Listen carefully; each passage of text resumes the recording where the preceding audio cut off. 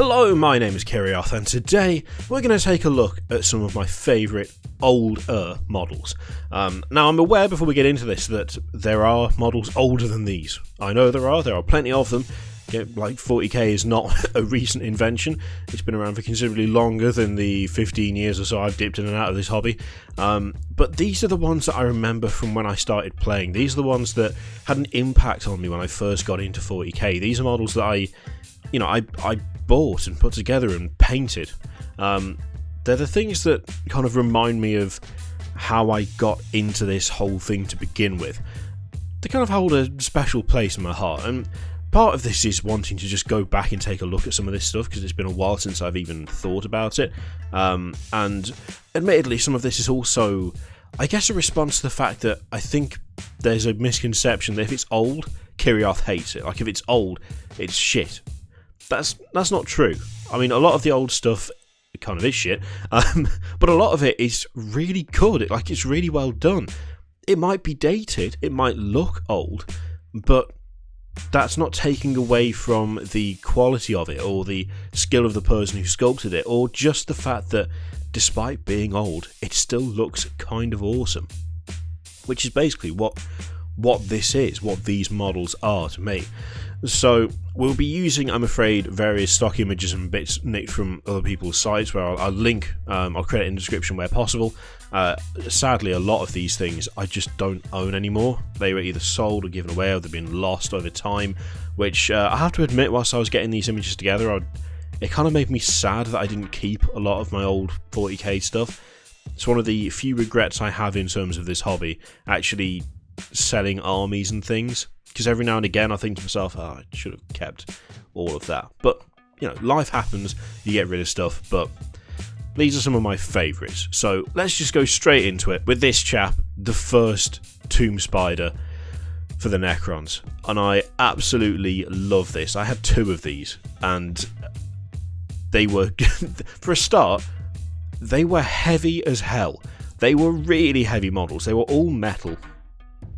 They were very interesting to put together and keep together. I seem to remember that, I'm pretty sure that the legs were all, they were in pairs. So you'd put the first set of legs on, the first left and right leg, then the middle left and right leg, and then the back left and right leg. And I think they had something that attached them in the centre to the main body.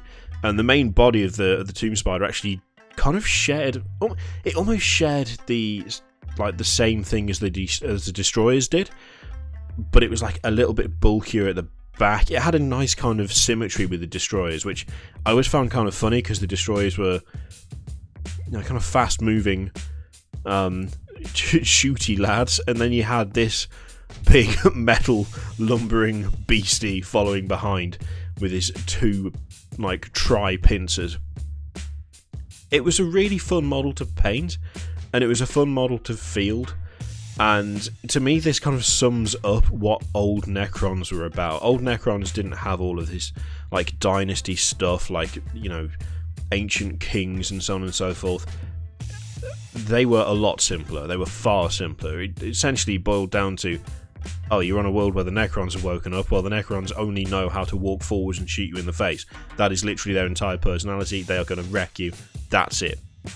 No communication, no talk, just silent marching warriors that gun you down. Mindless, essentially, automatons just intent on murder, and I think nothing really sums it up quite as well as the old Tomb Spider, because it just looks so soulless, it looks so automated. Such a good model. I really wish I'd kept mine. This is one of those ones where I desperately wish that I'd kept my Tomb Spiders, because much though the new ones are a lot more dynamic and a lot more interesting in a way, they just don't have that same feel that this one does. Okay, the classic for me, again, this is only for me, you may disagree, the classic Demon Prince, which was an absolute bastard to put together. I hated assembling this thing. It was the worst time ever. His torso and his legs didn't fit together properly because it was a metal cast that just got cut halfway down the middle at a weird angle. Never fit, not once. It was a genuine nightmare trying to assemble this. Again, a lot of the old metal stuff was just really tricky to put together, but, you know, once you finish green stuffing around and repairing the gaps and the cracks and pinning it was pretty much essential, I seem to remember. It's so good. It's so good. I so much prefer that Demon Prince to the newer Demon Prince, the plastic one. I don't know what it is about it. I think because this one has like full power armor, because it's so distinctly 40k, it just looks better to me than the new one. The new one looks alright, but because it's kind of a mix, it can be Age of Sigmar / fantasy or 40k, it kind of doesn't really look that 40k. Even if you put the backpack on, it doesn't look that 40k. This one it's just pure 40k. It's even got, you know, reference to the fact that the head used to have a helmet on it with the line down the middle. It's just such a good model, and yeah, although you had options in the codex that this just couldn't take, really, because you had this, what you see is what you get. That is what this model had. It didn't really matter, and no one I ever played with was like, well, you say you're taking that, but he's clearly got a sword. They just went with it, because there was just, I think, an appreciation that, oh, you actually put that together and painted it? Do what you like, it's fine. It was one of those models where, when I got one, even people who didn't play Chaos kind of would sort of look around and be like, oh, that's a cool model, I like that.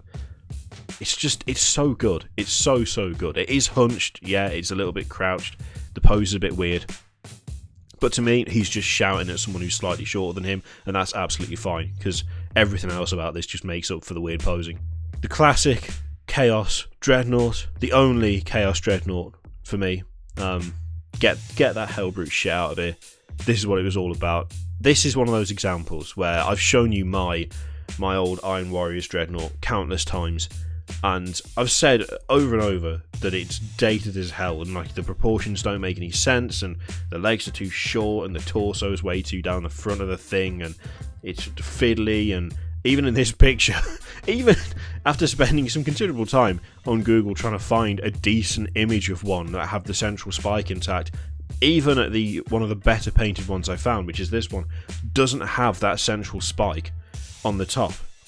Even this, it snapped off, as it did on every single one of these damn things. I don't think I've ever seen one with an intact spike. I mean, even the art, even the picture of it on the box had a wonky spike on it. But I don't know what it is about this. It seems to be stuck in like a weird point between the really old stuff and the newer stuff. Like it kind of looked like they were like trying to make things a bit bigger and a bit chunkier and a bit more gothic, and this sort of got a little bit lost in translation in a way. But at the same time, I fielded a Dreadnought every single game I had with my Iron Warriors. Every single time. It's just such a cool sculpt. You know, it would work now if you changed some of the proportions a bit, if you extended the legs, if you moved the sarcophagus up a bit. This would still work. It's got like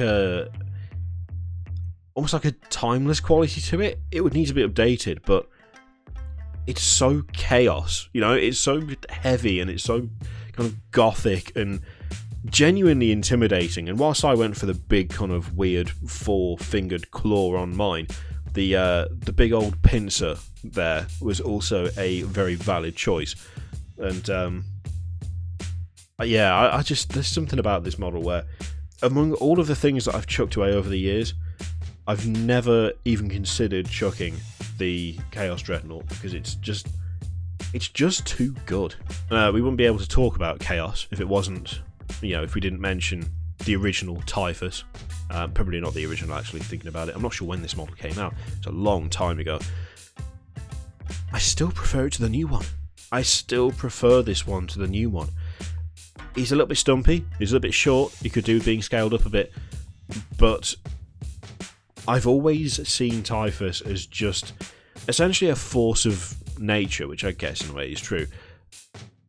just basically lumbering forwards, cutting people down with his scythe.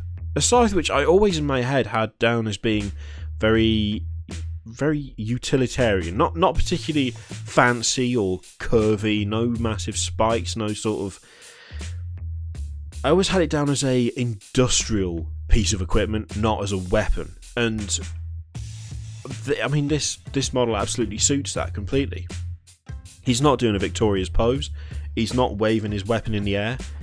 He is standing there with his farming equipment, just staring. And it's so much more menacing, and it has so much more presence than the new one.